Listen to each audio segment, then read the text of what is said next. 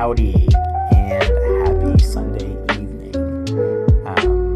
I got these chairs from a friend of mine, well, my girlfriend's friends and my friend, and they wanted me to repair them. So they were being a little squeaky, and actually when I brought them in, one of them was missing a spoke, and in this particular instance, it's actually gotten pretty gross where the wood is so old and worn from being, leaned up against that it's broken down, it's cracked, and it's not actually very good or sturdy for anything. So what I've done is I've actually taken the back off, I've drilled holes into the existing holes so that glue will be able to apply. What I'm doing is I'm actually trimming up some of that material in there so the old glue might get cleaned up, and then I'm applying a nice glue. I'm using Gorilla Glue because it expands and it will help fill any gaps in there, and it's just really great glue for this kind of stuff because it'll expand, and any sort of gaps that might be there will,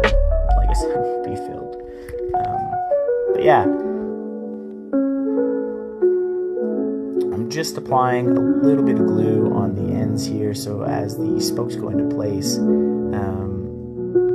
it'll look good.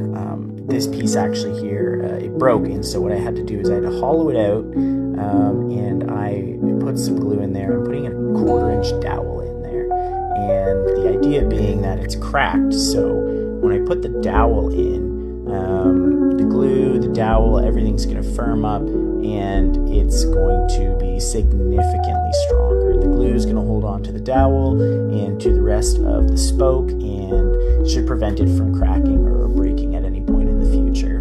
Fingers crossed. Yeah, and then just putting a little bit of glue inside these holes and on the ends so that I can put this back together.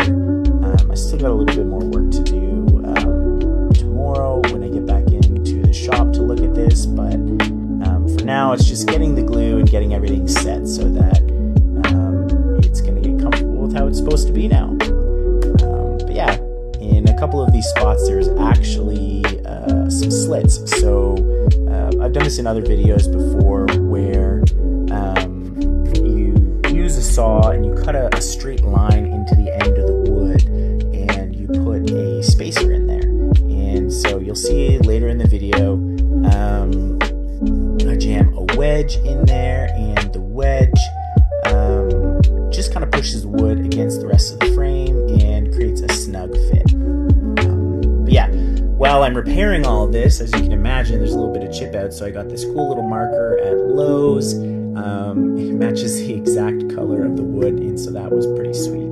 And here is the assembly. Honestly, I didn't even dry fit this. Normally you always want to check and make sure everything fits before you put glue and everything on, but because I'd already taken it apart, I knew it was going to fit. I wasn't changing anything. I was just kind of cleaning it up and adding some new glue, and yeah, it came together pretty darn nice. I'm really happy with how quick the turnaround on these chairs was.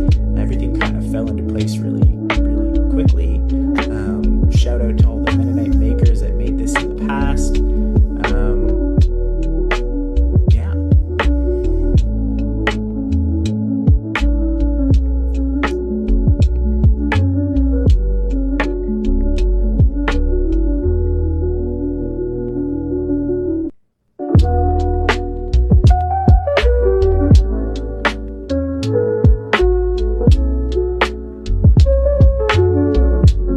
So here is the wedge that I was telling you about.